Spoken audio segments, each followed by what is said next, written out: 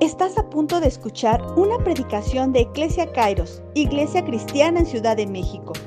Sabemos que Dios tiene algo preparado para ti. Te invitamos a que prepares tu corazón para recibir la palabra de Dios y ser hacedor de ella. Muy bien, pues yo no sé si pudieran cerrar esta puerta, esta que está aquí, que pega la luz así y los veo muy oscuros a ustedes. No hay problema, ¿verdad? Por cerrarla, al fin está la otra. No, nada más una. Pero se cierran las dos. Si no, no hay problema, no pasa nada. Ok, así está perfecto. Así, es que no los veo, veo sus sombras nada más. Muy bien. Vamos a ponernos de pie, vamos a orar. Saben ustedes que todos tenemos un espíritu, ¿verdad? Sí. Bueno, vamos a elevar nuestro espíritu para que el Espíritu de Dios, sabemos que Él está dentro, ¿verdad? Pero es una forma de decirlo. El Espíritu de Dios venga y le hable a tu espíritu, más que a la mente. Le hable a tu espíritu. ¿Le parece bien? Así que eleva tu espíritu y oramos. Señor Espíritu Santo, Señor Jesucristo, la promesa que hiciste de que tu espíritu vendría sobre nosotros y nos guiaría a toda verdad, nosotros hoy la tomamos y nos asimos de ella. Tu Espíritu Santo, Señor, es todo en nosotros, porque es el todo de ti que tenemos en este tiempo, en este mundo, para nosotros. Y no es poco, es infinito. Así que nos sensibilizamos, Señor, nos predisponemos y nos proponemos para ser tocados por tu Espíritu, Dios, en lo más profundo de nuestro ser. Ayúdame a mí, Señor, a que la palabra que me has dado, que he reflexionado, Señor, y que he preparado para esta mañana, sea pertinente a la necesidad de cada uno, en el nombre de Jesús. Espíritu, de espíritu a espíritu, Señor, háblanos y haz lo que tú tienes planeado para estos jóvenes, para estos adultos. En el nombre de Jesús, amén. Pueden sentarse, gracias. Ahora sí les saludo. Veo muchos jóvenes y eso me da mucho gusto, mucho gusto. Déjenme decirles, yo vengo de una iglesia que está aquí en Tlalnepantla, estamos a 15 minutos, 20 minutos de aquí. Y tenemos ya 20 años en esa iglesia como pastores. Ya tenemos un trecho andado, ¿verdad? Y pues hemos tenido experiencias muy gloriosas, pero la iglesia no nació allá, la iglesia nació aquí adelantito, aquí en la unidad Lindavista Vallejo, que está a 5 minutos de aquí. Yo creo que en coche son 3 minutos. Ahí nacimos en la unidad. Y pues tuvimos la necesidad de, así como ustedes rentan aquí y estar de un lugar a otro y trayendo las cosas, ¿no? Yo sé de eso. Bueno, pues así le hacíamos nosotros durante casi 10 años. Andábamos de un lugar a otro, luego estuvimos en un salón y luego así, muchas cosas. Y el Señor nos llevó allá y ahí ya hemos estado el resto del tiempo que les hablo, predicando, enseñando y gozándonos en la presencia del Señor como iglesia local. Yo soy pastor ya por ese tiempo, 20 años casi, y como ya les dijo su pastor, yo soy médico, soy pediatra, y justamente yo hice mi especialidad aquí a 3 minutos también, en el Centro Médico de La Raza. O sea que yo ando de por acá, ¿no? Entonces, bueno, pues ese es más o menos el perfil. Y actualmente yo doy clases en la FES Iztacala, que está aquí a otros 5 minutos. Soy profesor de neuroanatomía, fisiología. ahí, en la universidad, y me identifico mucho con los jóvenes. Me cotorreo mucho con mis alumnos, me llenan de vida. Yo tengo ya 55 años, pero yo me siento como de 20 cuando estoy con ellos. La verdad, tenemos mucha empatía, me gusta mucho convivir con ellos. Ellos tienen alrededor de 20, 21 años, mis alumnos, que en cada generación. Cada vez los veo más lejos.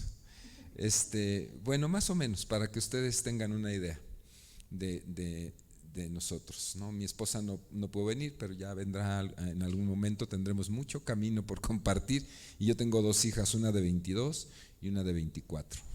Entonces tendré el gusto después de presentárselas. Nuestra iglesia se llama Casa de Pan. Así que, chavos, y hermanos, perdón que me dirija así, hermanos, perdón, me emocioné, ¿verdad?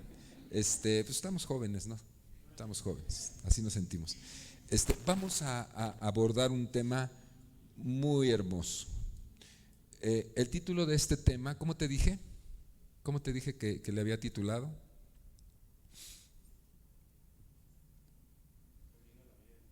Sí. ¿Por qué volviendo a la vida del Espíritu? ¿Por qué volviendo a la vida del Espíritu? Miren, los cristianos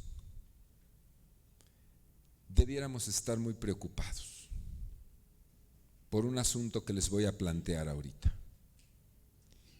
Y es que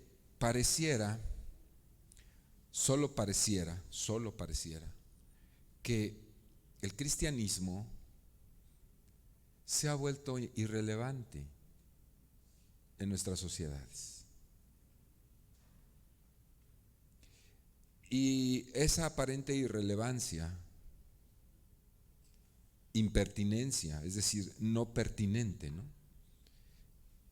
Pues es un asunto en el que tiene que ver con la manera que entendemos, que conceptualizamos al Señor como creyentes.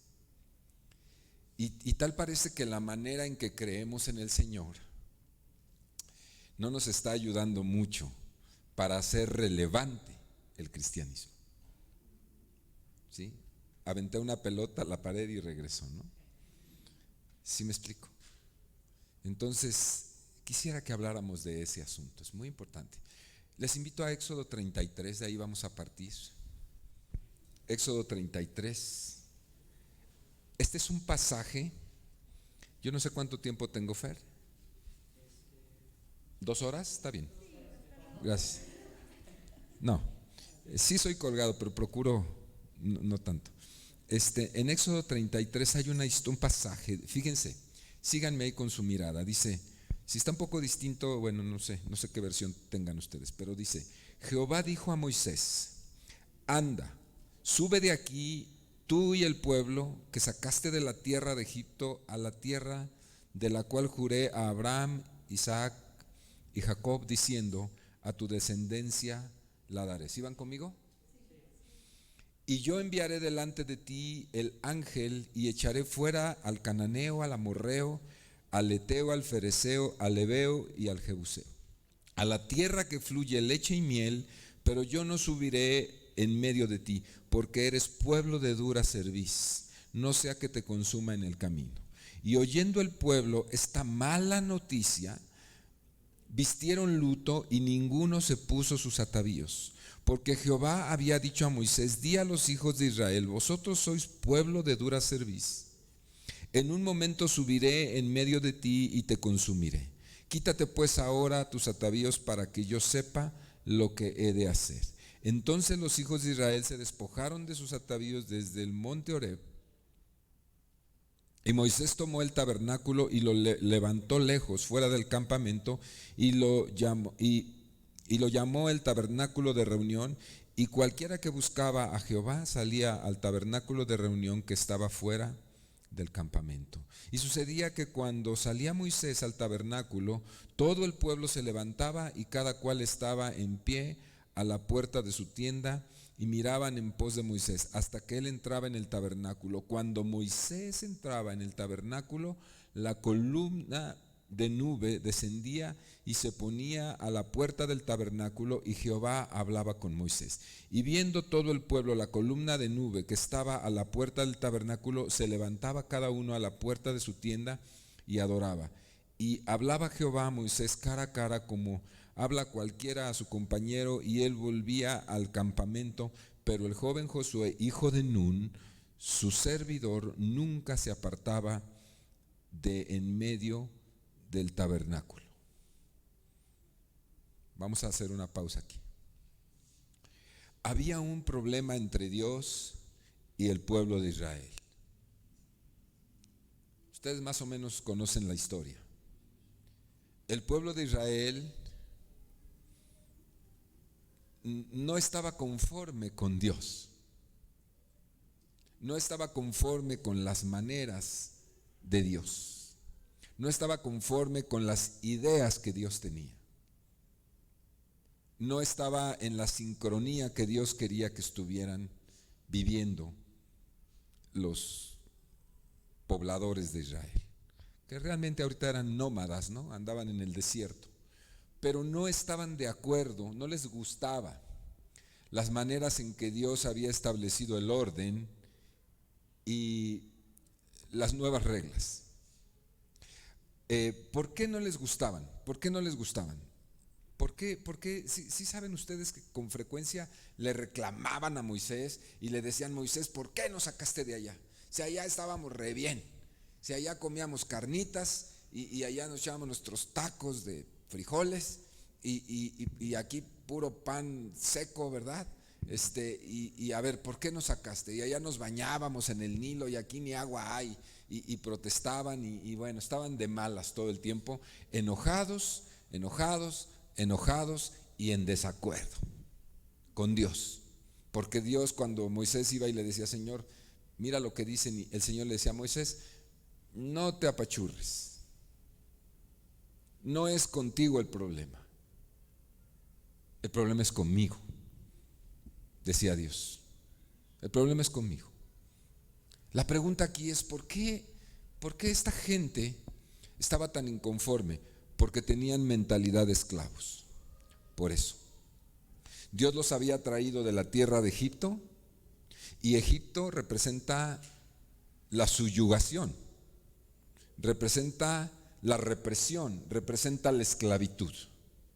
Y entonces Dios les dice: vámonos de aquí, ustedes no merecen, no deben estar como esclavos, son un pueblo que yo hice digno, ese es mi pueblo, y los voy a sacar de aquí y los voy a transformar, porque ustedes no tienen por qué estar aquí. Y entonces en el momento se emocionaron y dijeron: sí, vamos a ser libres, ya no nos van a azotar, ya no nos van a pegar los egipcios, los soldados, los capataces, ya nos van a respetar, vámonos de aquí. Se emocionaron y salieron. Ya conocen ustedes la historia, pero ya caminando en el desierto, que pues dicho sea de paso, caminar en el desierto, si tú no has caminado en el desierto no puedes comprender por qué estaban malhumorados los judíos. Yo he caminado en el desierto y créeme que te mueres. Y pues entonces así estaban las cosas ahí. Entonces Dios los saca con mano poderosa y van felices, pero bien pronto se empiezan a aburrir, se empiezan a cansar, pues tienen sed y bueno, Dios proveía agua, pero no iban al grifo del agua a pegarse y tomar agua, ¿verdad? Traían reservas, no podían ir a comerse unas moras o a arrancar una naranja del árbol, pues porque no tenían eso. Entonces pues se los cansaba y entonces no querían y empezaron a enojarse y empezaron a decir un montón de cosas y a reprocharle entonces a Moisés y por ende a Dios de tal circunstancia. Ese es el contexto que estábamos leyendo este pasaje. Entonces Dios los reprende y Dios, de tanta reiterada protesta que tenían contra Moisés, un día le dice el Señor a Moisés, le dice: mira Moisés, te voy a llevar a la tierra que les prometí, una tierra que fluye leche y miel, es decir, una tierra prodigiosa donde hay árboles de naranjas, donde hay árboles de peras, donde hay árboles de frutsis, donde hay árboles de gansitos, o sea, un montón allá hay de todo. Es una tierra prodigiosa donde todo lo que siembres, todo se da. Pero yo no voy a ir con ustedes. Mandaré a uno de mis ángeles a que caminen ahí con ustedes. Ustedes van a ir, yo mandaré a un ángel, pero yo no voy con ustedes porque son tan obstinados y tan necios que uno de estos días los voy a destruir, dice el Señor. Y entonces, pues, esto les cae como una mala noticia grande, ¿no? Muy mala, muy mal, les cae. Y eso es lo que está diciendo Dios aquí. Le dice, no voy con ustedes. Y entonces el pueblo se entera de lo que Dios dijo y se ponen bien tristes y se ponen luto y Dios les dice, no, y quítense el luto, camínenle. Cuando dice dura cerviz, ¿quién entiende ese término, dura cerviz? Ese término es, lo habitual de una persona humilde y adoradora es que haga esto. Se agacha y se somete y se sujeta. La dura cerviz es el que se queda así, dice, a mí nadie me dobla. La cerviz es el cuello. Entonces cuando se refiere y dicen dura cerviz es una persona orgullosa, ¿sí? Necia, orgullosa. Entonces él dice, son gente de dura cerviz, ustedes nadie los dobla, lo que ustedes dicen, así es.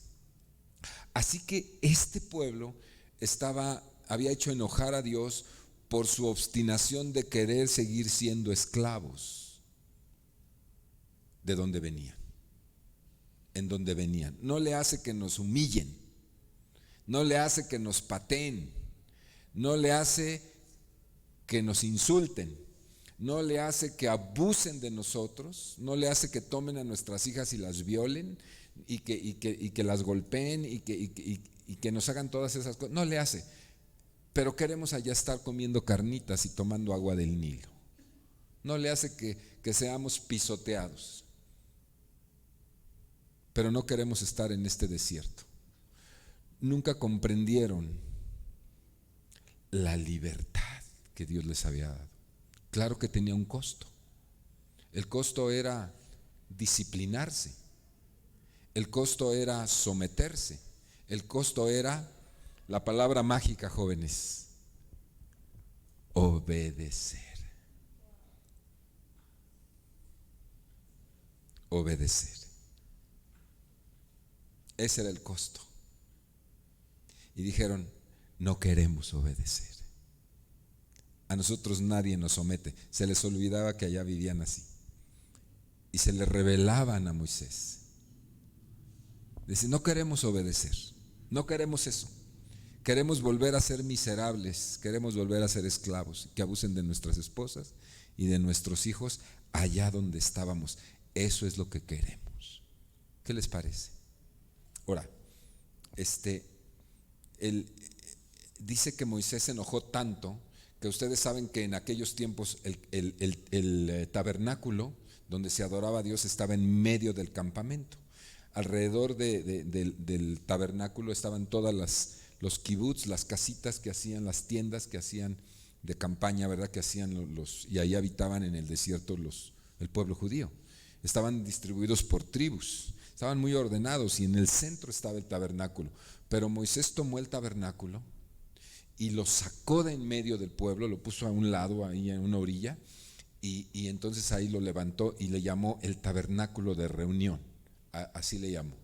Y entonces aquí ustedes acaban de leer conmigo que cuando Moisés salía de su tienda y caminaba en medio del campamento para salir al tabernáculo, dice que todos se asomaban y lo veían. Y entonces Moisés entraba al tabernáculo y dice que todos, cuando la nube se posaba sobre aquel tabernáculo improvisado, ¿verdad? Cuando la nube se posaba sobre él, es que era la presencia de Dios hablando con Moisés. La gente lo sabía y dice que todos desde la puerta de sus propias tiendas o de su casa, ¿verdad? todos se postraban y adoraban a Dios porque reconocían la presencia de Dios en medio de ellos. Eso es lo que estamos leyendo aquí. Moisés estaba molesto, estaba enojado. ¿Por qué? Porque había un plan. Porque Dios le había dicho: Moisés, saca de la tierra de esclavitud a estos y les voy a dar dignidad. Dignidad que no han tenido nunca por 4, 5, 6 generaciones. 430 años de esclavitud. En esas condiciones, sácalos, porque ya el clamor de ellos ha llegado hasta mí. Y dice: y claro que tienen razón, ellos necesitan ser libres, son el pueblo de Dios, dijo el Señor. Sácamelos de ahí, y entonces te voy a llevar a una tierra de prodigio, una tierra de abundancia. Vas a tener que pasar el desierto, pero llegarán a la tierra de abundancia y verás qué chido, ¿no? Y entonces ese era el plan. Y entonces Moisés hace lo que Dios le dice, y en medio del desierto ve frustrado su plan, porque el pueblo quería estar allá. El pueblo no contaban con la voluntad del pueblo. O sea, Dios y Moisés estaban de acuerdo, pero parece que la voluntad del pueblo no era esa. Así es como Dios se manifestaba en medio de ese pueblo rebelde, ¿verdad? Y hablaba con Moisés. Y entonces Moisés le decía: mira, Señor, lo que están pensando estos, mira cómo son. Y Moisés no sabía ni qué hacer, porque le decía: ok, ya vi, Moisés, ya vi cómo son, se van a adorar becerros, extrañan sus ídolos, ya les había dado la ley. Y dice: y quieren seguir adorándolos para allá. No es contigo el problema es conmigo, Moisés, tranquilo. Y cuando Moisés seguía diciendo: pero es que son esto, y el Señor decía: bueno, los voy a castigar y los voy a raer de la tierra. Entonces Moisés cambiaba y decía: no, espérame, no es para tanto. Nomás me estoy quejando, pero no es para tanto. No me los toques, no, Señor, perdóname, mira. Y entonces intercedía Moisés por todos ellos. Es entendible. ¿Por qué? Porque pues Moisés estaba frustrado como líder. Imagínate, sacas a una bola de gente, de personas, ¿verdad? A un pueblo, más de 1 millón de personas los sacas, y no eran las personas más ilustradas, ni eran las personas más decentes. Eran lo peorcito de lo peorcito. No iban a la escuela, no sabían leer, no tenían educación, estaban resentidos. Si los universitarios de aquí de la UNAM, que tienen carreras, son unos rijosos, maleducados, imagínate aquellos cómo eran. Pobre Moisés. A ver, ¿quién es de la UNAM aquí? Levante la mano. No se ofendan, yo también soy de la UNAM, es la mera verdad, ¿no? Sí, y además no se bañan. Ya cuando te gradúas ya te empiezas a bañar, pero mientras no se bañan. O sea, imagínate la mentalidad de la gente. Esa gente que no tenía más que instinto animalesco. Entonces imagínate, pobre Moisés, ¿cómo no entenderlo, no? ¿Cómo no entenderlo? O sea, aquí tenemos unos cuantos y de repente nos sentimos peor que Moisés, ¿no? ¿Cómo no entender a Moisés? Ok, entonces Moisés entraba y Dios hablaba con él y lo consolaba y se ponían de acuerdo. Ese fenómeno que se da ahí en la tienda, del tabernáculo, en el tabernáculo, ese fenómeno es algo que se conoce teológicamente como teofanía. Una teofanía es la manifestación de la persona de Dios donde los hombres pueden verlo. Esa es una teofanía. Explicado así muy simple. Dios en muchas ocasiones se manifestó a los hombres desde el inicio de la creación, desde Adán. Dios se manifestó física, audiblemente, visualmente a los hombres en muchas ocasiones. No era la primera vez que Dios se manifestaba de alguna forma con un hombre para hablarle. Por ejemplo, se manifestaba, decía, con Adán, con Eva, con Noé, con Abraham, con Isaac, con Jacob, que eran hombres que habían antecedido a ellos, ¿verdad? Y les hablaba. Un día hasta desayunó con Abraham. Y aunque los judíos se rasgan las vestiduras, Dios personalmente comió leche y comió carne. Para los judíos es una aberración, ¿sabían ustedes?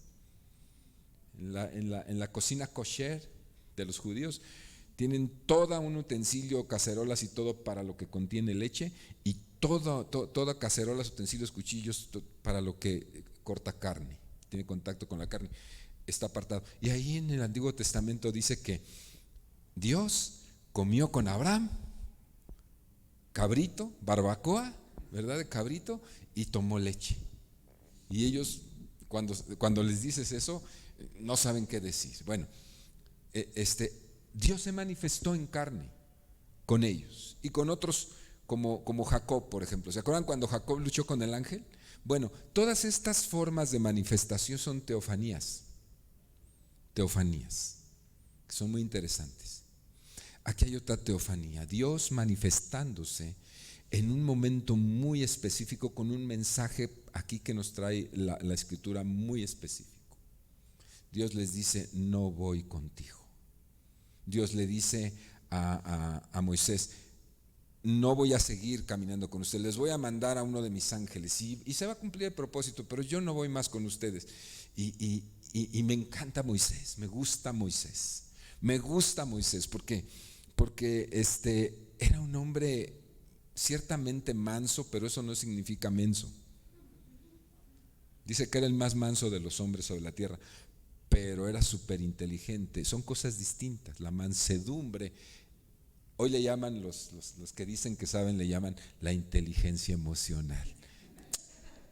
La palabra de Dios dice mansedumbre. El hombre manso es un hombre inteligente que tiene bajo control sus emociones. Eso de la mecha corta no le queda a un hombre manso. Una mujer mansa, una mujer inteligente que sabe en qué momento sacar la fuerza y la saca en buena dirección, correcto, en qué momento, por cuánto tiempo y hacia la persona correcta. Eso es inteligencia emocional, pero en la Biblia le llama mansedumbre. Así era Moisés, un inteligente emocional. Me gusta Moisés porque aunque esté enojado, no dice nada y lo único que hace ante la gente, imagínate el papel de Moisés, hablando con Dios y diciendo: bueno, pues estoy intercediendo por esto, la verdad no se lo merecen, pero pues no les hagas nada, me estoy quejando, pero al mismo tiempo, y Dios dice: pues dime qué hacemos, chavo. Y entonces dice: aguántame tantito. Y va bien enojado, y esto nomás los veía y se ponía de malas. Y entonces agarró el tabernáculo, ¿verdad? Lo desarmó y luego le llamó a los muchachos: ven, ayúdenme, vamos a sacarlo allá. Y lo ponen, lo plantan allá fuera del campamento. Y ahí está. Y entonces es cuando Dios le dijo: pues ¿qué hacemos? Yo no voy a ir contigo, avánzale, chavo. Avánzale, Moisés. Y llévatelos, porque vas a cumplir el propósito por el que yo te llamé. Y entonces vean lo que dice, vamos a seguir leyendo. Dice, ya quedó entendido que la columna era la presencia de Dios, una teofanía, hablándole a Moisés, ¿verdad? Conversando con él, y estaban hablando de esos. Dice, entonces Moisés, versículo 12, fíjense, Moisés dice: y Moisés dijo a Jehová: mira, me gusta la confianza que tiene Moisés con Dios sin faltarle al respeto, ¿verdad? Le dice: mira, tú me dices, saca a este pueblo y no me has declarado a quién enviarás conmigo. Todavía no le decía a quién iba a enviar. Sin embargo, tú dices: yo te he conocido por nombre y has hallado también gracia a mis ojos. Todo eso me dice, Señor. Fíjate, está orando. ¿Tú cómo oras a Dios? Señor, en esta mañana, en el nombre de Jesús, venimos ante ti. Pues, está bien, pues, pero fíjate, Moisés está orando. Vea la manera en que ora Moisés, qué diferente y qué emocionante, ¿no? Le dice: a ver, Señor, mira, con todo respeto, pero tú me dijiste que yo halle gracia delante de ti, que me ves guapo, que me ves bonito, que me amas, que soy tu caudillo, y me sales con esto, ¿no? O sea, dice, ¿qué? Dice que ha hallado gracia delante. Ruego que me muestres ahora tu camino para que te conozca y halle gracia ante tus ojos. O sea, háblame claro para que yo sepa de lo que se trata el asunto, porque no entiendo. Eso es lo que le está diciendo Moisés a Dios. No entiendo qué rollo. ¿Me tienes aquí atorado con estos salvajes? Y tú me sales con que ya no vas a estar conmigo. Entonces, ¿qué? ¿Me quedo chiflando en la loma o qué? Sí. ¿Sí o no? ¿O me lo estoy inventando? Pastor, si no me bajas, ¿eh? Sí. Y entonces dice, y mira que esta gente es pueblo tuyo. Además, son tuyos. ¿Yo qué? Es tu pueblo, no es mi pueblo. Yo ni estaba con ellos, yo soy egipcio. O sea, le está reclamando así suavecito, pero se pasó, ¿verdad? Estaba reclamando. Así como le hacen ustedes con sus papás, pues sí me dijiste, pero yo que no sé qué. Bueno, así. Y luego dice, y él dijo, Dios dijo, Moisés, mi presencia irá contigo y te daré descanso. Y Moisés respondió, si tu presencia, ¿qué dice? ¿Mi presencia qué?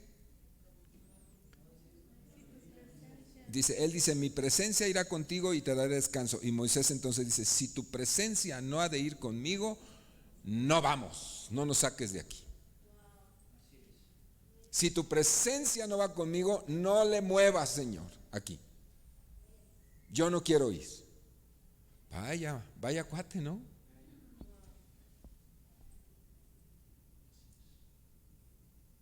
Me gusta Moisés, porque él entiende qué onda. ¿Para qué voy si voy a terminar mal? Si tú no estás, nada funcionará. Estoy condenado al fracaso si tu presencia no va conmigo. Le acababa de decir, mi presencia irá contigo, pero estaba tan enojado que dijo, pues si no va, ya le había dicho, sí voy a ir, tu presencia. Dice, mi presencia irá contigo. Dice, pues si tu presencia no va conmigo, yo no voy, ni nos saques, ni le muevas, Señor. Yo no, porque sabía en el fondo, en el corazón de Moisés, estaba la certeza, porque conocía al Dios poderoso que había hecho haciendo milagros y cómo lo sacó con mano poderosa. Sabía que si no era él, estaba frito, estaba muerto, estaba liquidado. ¿Y sabes quién lo iba a liquidar? No lo iban a liquidar los amorreos, ni los jebuseos, ni los heveos, ni los feos. No lo iban a liquidar ellos, lo iba a liquidar el propio pueblo, los propios suyos. Se lo iban a comer y iban a hacer carnitas, porque tenían ganas de carnitas. O sea, él sabía que iba a ser una empresa en fracaso si Dios no iba con él. Por eso le dice, si no va tu presencia conmigo, no nos saques de aquí. ¿Y en qué se conocerá aquí que he hallado gracia delante de tus ojos, yo y tu pueblo, sino que tú andes con nosotros y que yo y tu pueblo seamos apartados de todos los pueblos que están sobre la faz de la tierra? O sea, ya le había dicho, pero Moisés estaba como muy temeroso, y entonces le dice, sí, que venga tu presencia, y además le argumenta, ¿no? Le dice, porque si no estás con nosotros, ¿en qué conocerán que somos tu pueblo? Si tú eres el que nos hace distinto a los demás, tú eres el que nos das, tú eres el que nos categorizas por encima de todos, porque tu sola presencia hace que estemos encima, que estemos distinguidos. Sabes que los pueblos nos tienen miedo por lo que hiciste en Egipto. Ya se corrió el rumor y toda la región de aquí del Medio Oriente sabe el tipo de Dios que tenemos. Entonces, si nos vamos solitos y tú no estás con nosotros, se van a dar cuenta y mira, nos van a matar. ¿Y cómo podrán distinguir que tú eres, que Israel es el pueblo de Dios y tú no estás con nosotros? Eso es lo que está argumentando. Y Jehová le dijo a Moisés, también haré esto que has dicho, por cuanto has hallado gracia delante de mis ojos y te he conocido por tu nombre. O sea, le está negociando, ¿sí se dan cuenta? ¿Sí se dan cuenta que le está negociando? O sea, le está dando argumentos, le está diciendo, pues mira, aquí está lo que tú dijiste, lo tengo escrito, mira, aquí está, Señor, por favor, no nos dejes, camina con nosotros. Y Dios le dice, sí, Moisés, está bien, bájale, voy a ir con ustedes. Ahora, esas formas de interrelación con Dios eran fundamentales en el liderazgo de Moisés. Moisés entendía la vida del Espíritu y la necesidad de que el Espíritu estuviera con él. Esa es una de las maneras en que Dios se reveló y se manifestó al pueblo de Israel. Más adelante, muchos años más adelante, frecuentemente vemos las teofanías de Dios, Dios manifestándose al pueblo, pero más adelante, ahí en el primer libro de los Reyes, en el capítulo 18, vemos cómo, solo cito para que quien le interesaba, cómo está el rey Salomón, hijo de David, está inaugurando, ¿verdad?, el templo, el magnífico, el majestuoso, el magnánimo templo que Salomón había construido por ordenanzas de David, ¿sí? Y entonces, cuando terminan de hacer el templo, ahí está en el primer libro de los Reyes, consagran el templo a Dios, y dice que la presencia de Dios descendió en aquel lugar y que llenó toda la casa, ¿verdad? Y que hubo un gran avivamiento, es decir, la presencia de Dios estaba en medio de ellos, y Dios mismo manifestándose hablaba a los sacerdotes, ¿sí? ¿Sabe cómo se llama eso? Se llama Shekinah. Shekinah, esa palabra hebrea, describe que la presencia de Dios irrumpe sobre una congregación, sobre un lugar, sobre un evento, sobre una persona, y que esa gloria afecta poderosamente el momento y que cambia el curso de las cosas. Muy importante. Esta teofanía del momento en el que Dios se manifiesta cuando se inaugura el templo con Salomón, esta teofanía, esta manera de manifestación, le dio al pueblo de Israel, ya estamos hablando de otra época, le dio al pueblo de Israel no solamente la confirmación de que Dios estaba con ellos, porque con David lo había hecho, pero Dios le estaba dando al pueblo de Israel un lugar de fuerza y de poder del ejército como nunca, aún en los tiempos de David, se había dado. Dios estaba estableciendo un nivel más alto de la presencia de Dios. No se dio por el pecado de Salomón, pero Dios estaba encaminando a este pueblo a ir más adelante, más arriba, mucho más alto, mucho más poderoso, el pueblo de Israel. Es decir, la presencia de Dios eferveció en medio del pueblo cuando se inaugura este templo majestuoso que después fue destruido. Y ahí está la presencia de Dios, la Shekinah de Dios. Baja una nube de gloria y todo mundo puede sentirlo, todo mundo puede percibirlo, vivirlo, experimentarlo y hasta sufrirlo, diría yo. Porque ahorita vamos a ver qué implicaciones tiene eso.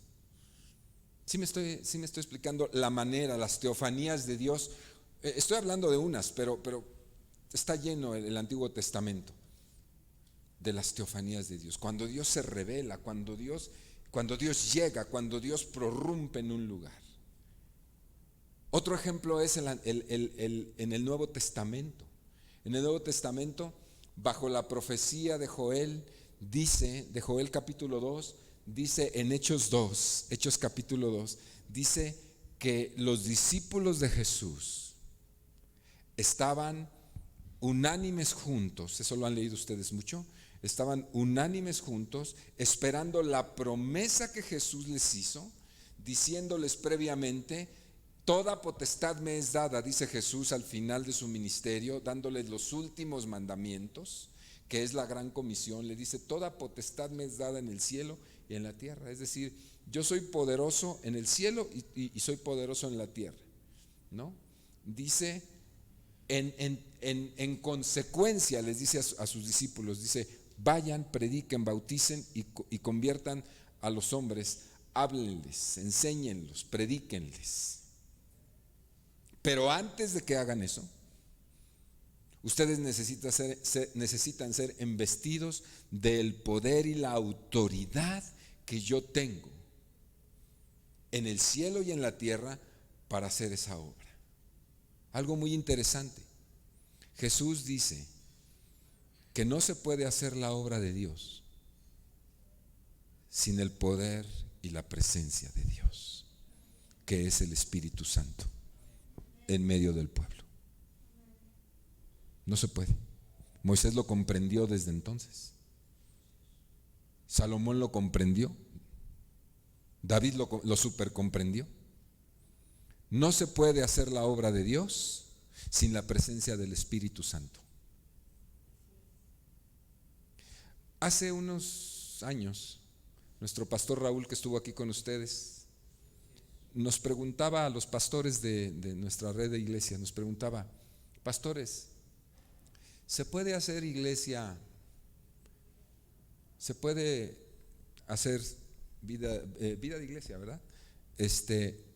¿En la carne? ¿Se puede? Y todos, pues no. Dice, claro que sí. Claro que sí. Muchas iglesias están viviendo así, sin la presencia de Dios. Se reúnen en su nombre y no lo invitan. Adoran su nombre y Él no está. ¿Me estoy explicando? Decía Ralph Mahoney, un hermano, pastor, decía, Dios siempre cumple su palabra. Y si Dios dijo que donde estén 2 o 3 congregados en su nombre, ahí estará Él en medio de ellos, Dios está.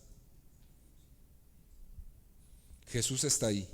Dice, ¿pero cómo está? Dice, está parado junto a la ventana mirando al mundo perdido, llorando. Él está, porque Él cumple su palabra, pero su corazón está afuera.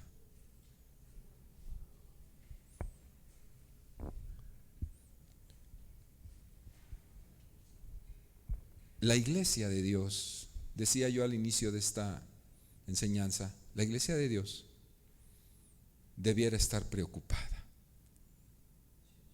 y debiera estar preguntándose, debiéramos todos estarnos preguntando si realmente nosotros somos una iglesia donde Dios está.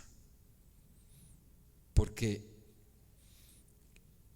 la manifestación de la iglesia en la vida de sus creyentes no es relevante.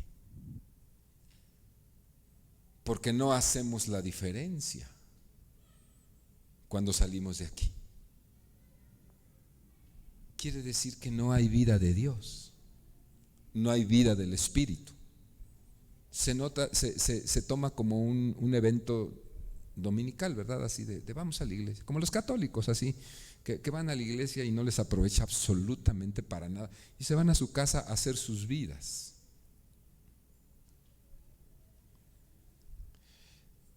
La iglesia relevante, la iglesia de Dios, es aquella donde comprenden lo que comprendió Moisés, comprenden lo que comprendió Salomón, David también, comprenden lo que comprendió la iglesia del primer siglo, ¿verdad?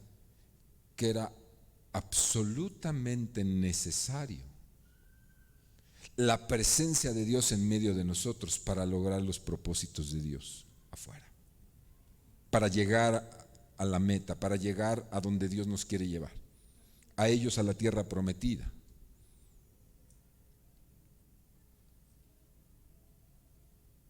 La necesidad del Espíritu de Dios es una realidad en la iglesia de hoy.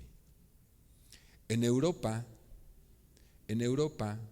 se dice así que ellos están viviendo el poscristianismo, ¿sabías? ya pasaron del cristianismo. El cristianismo ya no es lo actual, ya el cristianismo no tiene ni pertinencia ni relevancia en lo que a la vida nacional de cada país de Europa se refiere. El cristianismo no es importante en Europa, ya no. El humanismo es lo que hoy prevalece, el racionalismo, que el racionalismo se está volviendo una locura, porque el racionalismo ya ni siquiera es racional. Ya le llaman mujer al hombre y hombre a la mujer, y se inventaron un tercer sexo. O sea, eso es irracional. Ya ni siquiera el racionalismo tiene lógica, ¿no? Por decir uno de tantas cosas, ¿no? Así. ¿Qué ha pasado entonces? ¿Qué ha pasado? Cuando en el Nuevo Testamento viene otra teofanía de Dios y se manifiesta entre los hombres, ¡boom!, se prende y toda la religión sucumbe ante la presencia de Dios, de la presencia manifiesta de Dios. Tengo que aclarar y decir esto. Una cosa es que Dios esté en un lugar. ¿Dios está aquí? ¿Sí o no? ¿Dios está en el parque? También, aunque sea domingo en la mañana. ¿Dios está en Six Flags? También. ¿Dios está en las cantinas? También, porque Dios es omnipresente. Dios está en todo lugar. Pero una cosa muy distinta es la presencia manifiesta de Dios en medio de un lugar. Eso es muy diferente. La manifiesta presencia de Dios, cuando la Shekinah de Dios viene sobre un grupo, sobre una iglesia, sobre una casa, sobre un lugar, entonces eso marca una abismal diferencia entre que Dios esté presente, porque Él es omnipresente, en todos lados está, y la vida que hay en ese lugar por su manifestación, que es el Espíritu Santo. Y la iglesia necesita, le urge, nos urge volver al Espíritu que levantó la iglesia en Cristo Jesús. Podemos hacer cosas chidísimas, chavos. Podemos super tocar, qué padre, mis hijas son así como ustedes, adoran y lo digo con mucho respeto, tocan y todo. Y se puede ir padrísimo y tener muchas luces, o tener estos 3 lugares para allá, o tener un super auditorio y tener luces y hasta salir en la televisión. Pero si Dios no está ahí en medio, no hay nada. A este mundo le urge una iglesia llena del Espíritu Santo, una iglesia rebosante. ¿Sabe qué pasó en el libro de los Hechos? Todos los que estaban ahí, que fueron discípulos de Jesús, ni siquiera sabía qué hacían ahí. Los 120, solamente estaban obedeciendo una ordenanza. Jesús dijo que no se fueran de Jerusalén, que esperaran. ¿Qué esperaban? Pues nos dijo que uno que nos iba a decir qué hacer, que nos dijo que uno que nos iba a consolar, que nos dijo que uno que se llamaba Espíritu Santo. Pues aquí estamos. Pero no sabían qué rollo. Pero cuando viene el Espíritu Santo sobre ellos, y dice que hay 2 conceptos importantes. Gordon Fee, que tú conoces, pastor, dice, hay 2 conceptos importantes cuando el Espíritu Santo está en un lugar, que está en la colectividad, entre todos nosotros, haciendo cosas gloriosas, pero al mismo tiempo es individual. Cuando el Espíritu Santo de Dios llegó a la casa aquella de los 120 y prorrumpió, y más bien irrumpió es la palabra, e irrumpió en la vida de esa gente, en el grupo ese que estaba de 120 ahí, no solamente se movió entre ellos, escuche esto, no solamente se movió entre ellos, esa es otra teofanía, la presencia de Dios en medio de ellos. No solamente se movió, hizo cosas gloriosas colectivamente, sino que además que se metió en ellos. Este es algo importantísimo. Este es el centro del mensaje. Escúchame, joven. Tú puedes venir a un culto aquí, donde el Espíritu de Dios está moviendo, donde de repente alguien lo tocan y que estaba enfermo y se levanta. Y hasta una pierna le crece, porque Dios puede hacer cualquier cosa. Aunque los médicos digamos, aunque la ciencia no diga, aunque no lo crean, Dios lo puede hacer porque Él es todopoderoso.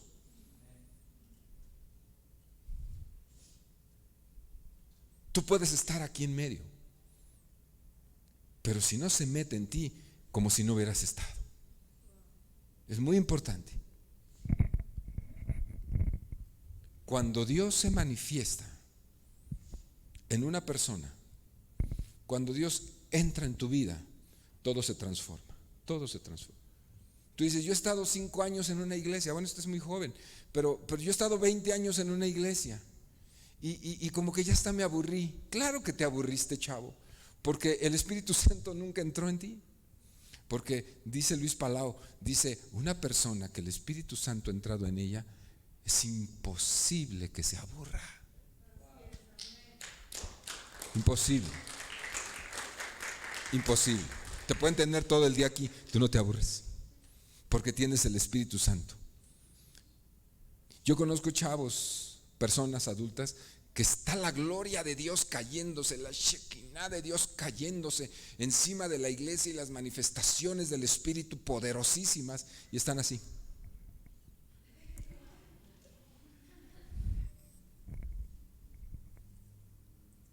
¿En serio? ¿Cómo estaba el pueblo viendo a Moisés hablando con Dios? ¿Sabes qué estaba hablando Dios? Está más adelantito. No lo voy a leer, se los voy a platicar. En esa conversación, cuando ya habían quedado de acuerdo, y dijo a Moisés, sí, pues, sí voy. Está bien, ya, vamos a ir. Ya entendí que sí vas conmigo. Ahí enseguidita dice, ahora te ruego, Señor, ahora te ruego. Fíjense nada más lo que le dice, se van a quedar con la boca abierta. Moisés estaba hablando con Dios, el Dios que hizo todo lo que y le dice, te ruego que me muestres tu gloria.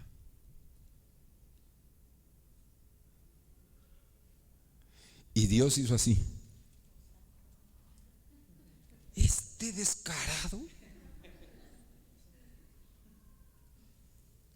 le traje 9 plagas, le abrí el mar, le estoy dando de comer todos los días con pan del cielo, no se me muere de hambre, está manteniendo a todos estos holgazanes aquí en el desierto y todo mi bien está sobre él y ve lo que me está pidiendo.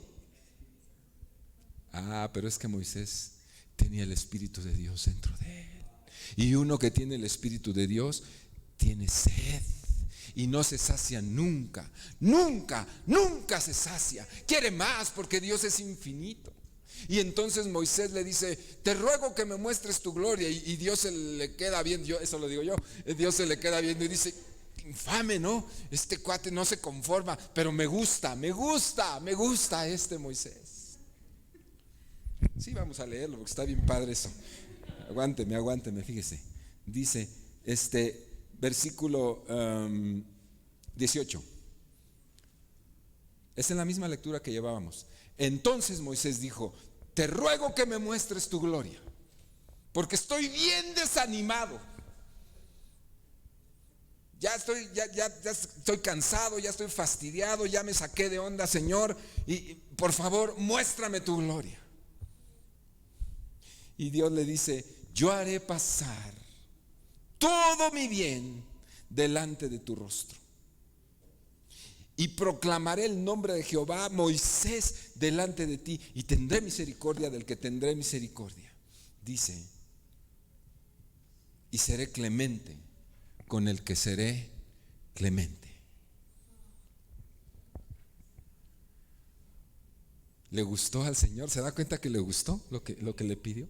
¿Le has pedido tú algo así a Dios? Había visto toda esa gloria, todas esas sobrenaturales cataclismos, diría yo, ¿no? ¿Cómo llamarle a que se abra el mar y que se trague a todos aquellos enemigos y todo lo que había Dios hecho? Y todavía le dice, muéstrame tu gloria, porque Moisés, por el espíritu que traía en él, que era el Espíritu Santo, sabía que Dios es infinitamente inagotable. pues sí, denle el aplauso al Señor. Él es inagotable. Déjame enfilarme ya para esto. Fíjate cómo le dice. Le dice, no podrás ver mi rostro, porque no me verá hombre y vivirá. Y dice, he aquí un lugar junto a mí y estarás sobre una peña, y cuando pase mi gloria, yo te pondré en una hendidura de la peña y te cubriré con mi mano hasta que haya pasado. Después apartaré mi mano y verás mis espaldas, mas mi rostro no lo podrás ver. Algunos dicen, pues esto es una contradicción de la Biblia, porque dice la Biblia que él vio a Dios y el que ve a Dios muere, y bueno, muchas cosas teológicas. Pero en realidad aquí el asunto es que Dios le dijo, me vas a ver. No te puedo mostrar todo, chavo, porque te fulmino, pero me vas a ver, me verás, Moisés. Alístate, mañana, temprano, cuando tú tienes una cita importante, de que te van a cobrar impuestos o de que te van a cobrar intereses en el banco, no te paras al 5 o al 10, al cuarto para las 9 de que abren el banco y estás ahí bien parado, así listo para que echarle bronca al gerente porque te están cobrando intereses de más. ¿No estás así? Bueno, así te quiero. Mañana temprano te bañas, no te rasures, con tu barba bien cortadita, recortadita, y ahí te voy a ver y vas a subir y haré pasar todo mi bien delante de ti. No te la vas a acabar, Moisés. Gloria a Dios. ¿Qué llevó a esta petición a Moisés? Su sed de Dios. Si no tienes sed, iglesia, Kairos, vas a ser una iglesia más que se abrió en esta ciudad, que somos un montón. ¿Sabes cuántas iglesias se calcula que hay en la Ciudad de México? De todas las denominaciones cristianas, 12,000. Y yo digo que se quedan cortos, porque pues yo no sé si se está registrada, por ejemplo. Por decir. Son muchas, pero no pasa nada, o casi no pasa nada. Pero si ustedes, nada más con este grupito, bueno, ustedes también, se llenan de la presencia del Espíritu Santo, el Espíritu Santo viene, baja con poder y te llena y te revienta el Espíritu.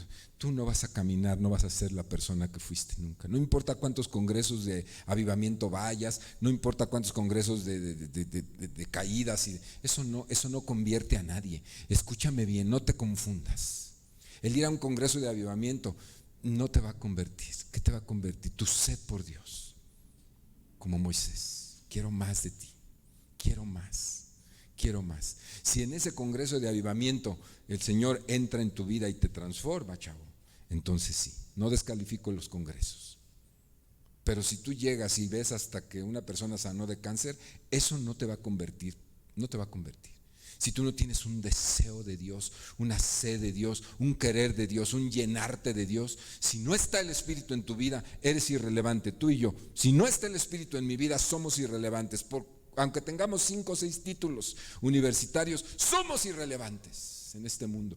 Porque esos títulos lo único que hacen es, pues sí, servir un poco a los demás, pero aumentar nuestro ego. No estamos en ese rollo. Los títulos que Dios te da para lo que nos habilitó y nos llamó fue para trascender y resonar en la eternidad a través de la predicación del Evangelio. Tu vida resonará en la medida que tú predicas el Evangelio, en la medida que tu vida sirve para transformar a otros, y eso solamente se puede hacer a través del Espíritu Santo en ti y en mí. ¿Cómo la ves? ¿Lo quieres? Termino con esto.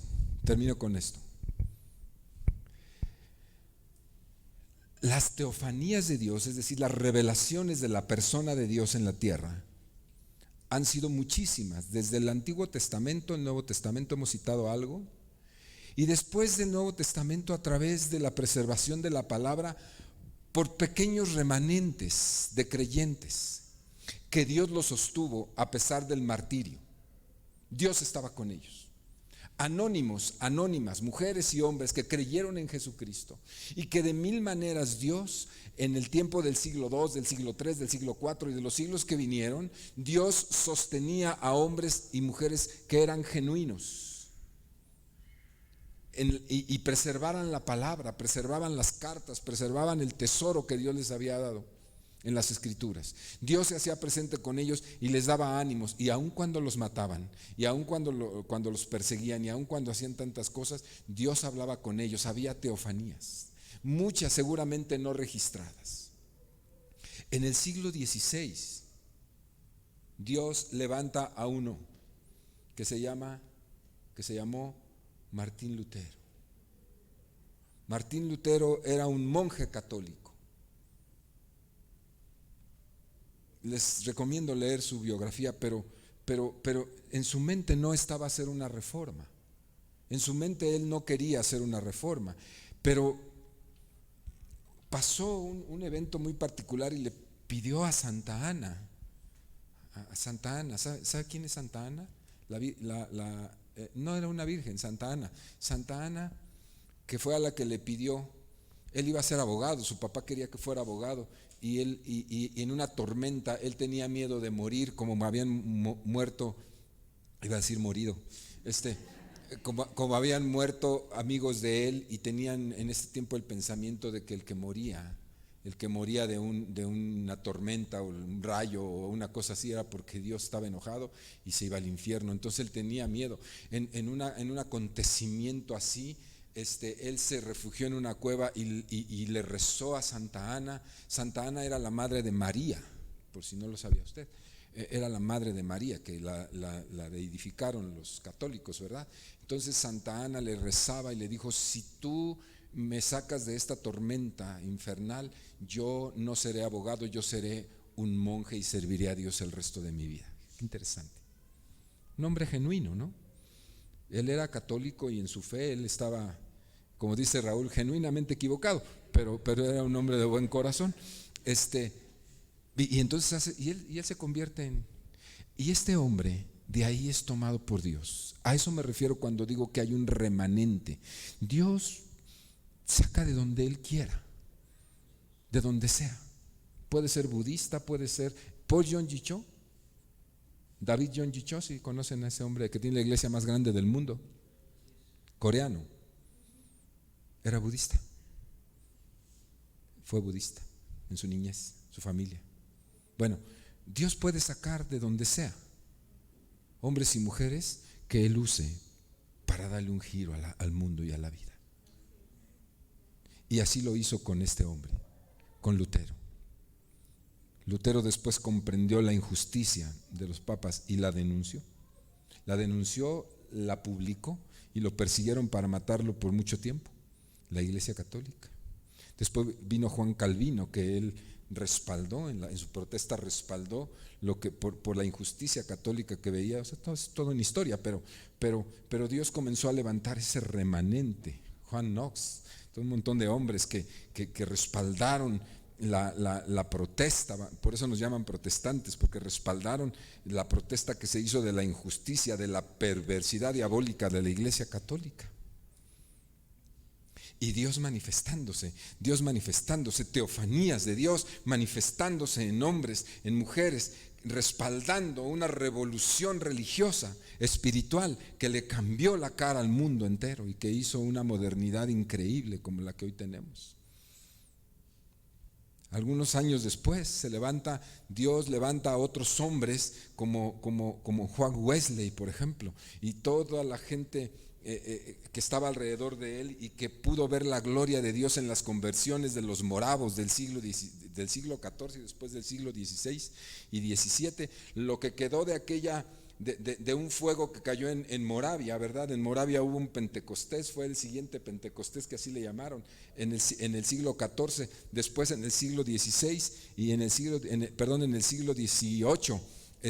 viene Juan Wesley y entonces se levanta toda una generación de hombres que Dios les hablaba, que Dios los tocó, que Dios los transformó y trajo avivamiento y otro avivamiento, el de 1700, el de 1804, el de 1850, montones de avivamientos por un lado y por otro, y Dios visitando, haciendo teofanías entre los seres humanos, como diciéndole a la humanidad: hey, aquí estoy, aquí estoy. A los creyentes, usando creyentes. En los últimos tiempos, en principios del siglo XX, se levanta un avivamiento poderosísimo en Gales, Inglaterra, y la presencia de Dios toma a un muchachito insignificante, un carbonero, un joven de las minas de carbón, lo levanta en una pequeña iglesia ahí en Gales, y entonces a través de él predicaba y la gente caía al suelo arrepentida de sus pecados. Debe leer la historia de los avivamientos. El avivamiento de Gales, no se lo pierda. Está en los periódicos. En el London Today, si lo buscan en la hemeroteca de Londres, ahí está lo que sucedió, claro, visto desde la perspectiva de la sociedad no religiosa, escrito ahí. Pero está registrado el avivamiento de Gales. ¿Sabe qué sucedió en ese tiempo? ¿Saben qué sucedió? Las cárceles se acabaron. No había cárceles. Vaciaron las cárceles, las cantinas quebraron porque la gente estaba sábados y domingos en la iglesia. Había cultos diarios. Después de que vino el Espíritu Santo con poder sobre ese joven carbonero, Jonathan Edwards, jovencito. Los avivamientos. Por eso estoy emocionado, porque empiezan con los jóvenes. Así empezó ese gran avivamiento.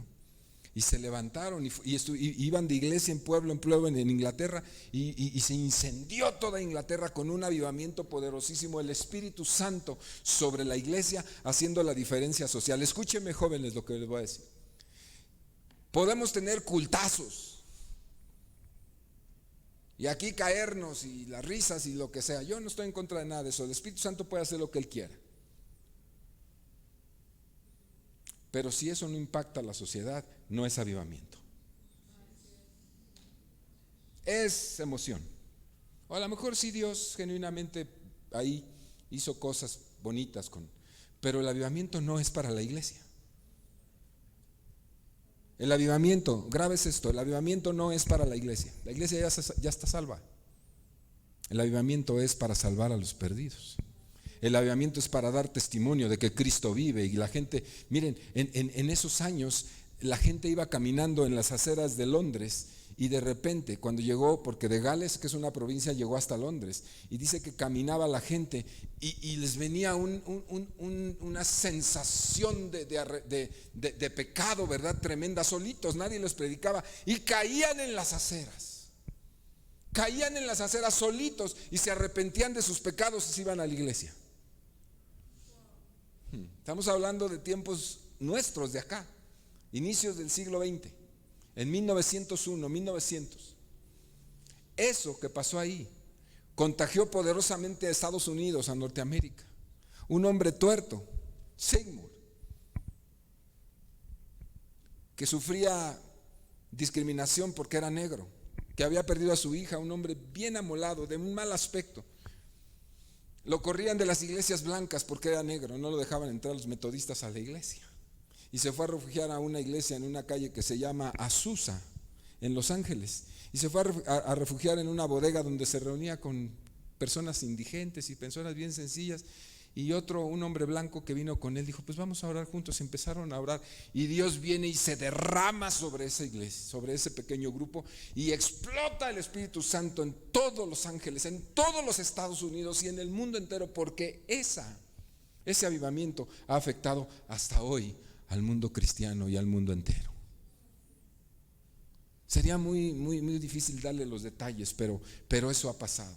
Otros avivamientos más recientes, en Filadelfia, en África, en Australia. Dios de tiempo en tiempo está visitando las iglesias. Dios de tiempo en tiempo está trayendo su Espíritu en medio de la confusión, en medio de todo el pecado que hay, en medio de todo lo que se ve mal. Dios sigue visitando. Hace unos años, hace una década y media, en Estados Unidos, en Pensacola, Florida, irrumpió un avivamiento poderosísimo, el poder de Dios sobre ellos. Y gente, 4 millones de personas visitaron una pequeña iglesia en Bronzeville, que es la población donde se encuentra esa iglesia. Yo la visité después, años después, ya no había nada. Pero había el testimonio de lo que Dios se había hecho. Le digo, ¿qué pasó en Pensacola? Pensacola era la ciudad número 2 prolífica de homosexualidad en el mundo, después de Nueva Orleans. David Wilkerson profetizó esa visitación del Señor. Tú vas a esa ciudad, ya no hay homosexuales. Que los avivamientos de Dios transforman la sociedad, transforman la economía, transforman la política, transforman la educación, transforman. Chavos, abusados. ¿Quieres ver este país transformado? Llénate de Cristo, llénate del Espíritu Santo. A veces pensamos que esta corrupción de este país no tiene remedio, porque la vemos por todos lados, porque nos invade, porque volteas y hay corrupción, porque ves para arriba y hay corrupción, ves para abajo y hay corrupción. A veces hasta uno mismo está envuelto en eso. Espero que no sea el caso. Sí te afecta, pero cuando tú dices, yo sé que el Espíritu Santo puede transformar mi país, en lugar de ser un país del tercer mundo, que se convierte en un país poderoso, próspero, yo sé que el Espíritu Santo puede hacerlo, como lo hizo con Corea. Corea en 1953 era un país tan pobre o más que México. Llegaron los misioneros a predicarles el evangelio, la gente comenzó a creer en Jesucristo, hicieron campañas, el Espíritu Santo cayó sobre Seúl y ahí se levantó la iglesia más grande del mundo, que ahorita tiene más de 50 millones de miembros en todo el mundo, la iglesia coreana. El pastor David Yonggi Cho. Lo hizo el Espíritu Santo. Hoy Corea es uno de los países más ricos del mundo. Hace el Hyundai, ¿cuál otro hace de los coches? Hace un montón de cosas. Es un país poderoso económicamente porque el Espíritu de Dios llegó a ese país y lo transformó. Es primer mundo. ¿Tenemos esperanza o no? Pónganse de pie. Aleluya. Aleluya. Chavos, el Evangelio, escúchame, no es para vivir en las nubes. Les pasa, ay, qué bonito que predican ahí. El amor de Dios. El amor de Dios es algo increíblemente poderoso. El amor de Dios es lo que mueve, es el motor de todo esto. Pero no de la manera en que lo conceptualizamos. Dice Gordon Fee, cada uno tiene su propia teología. La iglesia evangélica sigue teniendo una conceptualización católica de Dios, impertinente, lejana, un Dios lejano que te castiga cuando la riegas, que está enojado contigo. Dios no está enojado contigo. Claro que te llama a santidad, claro que sí, pero Dios está contigo y Dios te ama. Dios te quiere revolucionado, Dios te quiere levantado, Dios me quiere a mí levantado. Yo cuando hago mención de que soy médico, lo hago para que se animen, chavos, y que se digan, se pueden hacer las dos cosas. Dios hoy está llamando. Yo le platiqué a su pastor y a su pastora, les platiqué, hoy por hoy Dios lo que está llamando es hombres bivocacionales, mujeres bivocacionales que están metidos en las negociaciones del país, pero que tienen la bandera de Cristo por encima de todo eso y predican a Cristo ahí. Y este país va a ser transformado por el poder de Dios cuando el Espíritu Santo venga sobre ti, no en lo colectivo, no en mover masas, sino cuando entra en ti, transforma tu cosmovisión y te conviertes. Nada más necesitó uno, Jonathan Edwards, uno, para transformar Inglaterra. Dios nada más necesita uno hoy. A lo mejor eres tú, o una, más con uno. Dios no necesita más. Moisés, uno. ¿Está claro eso? ¿Por qué no oramos? Terminamos. Gracias por oír esta predicación de Iglesia Kairos. Deseamos que Dios siga hablando a tu vida para formar su propósito en ti. Búscanos y síguenos en nuestras redes sociales que están en la descripción de este audio. Nos escuchamos en la siguiente predicación. Dios te bendiga.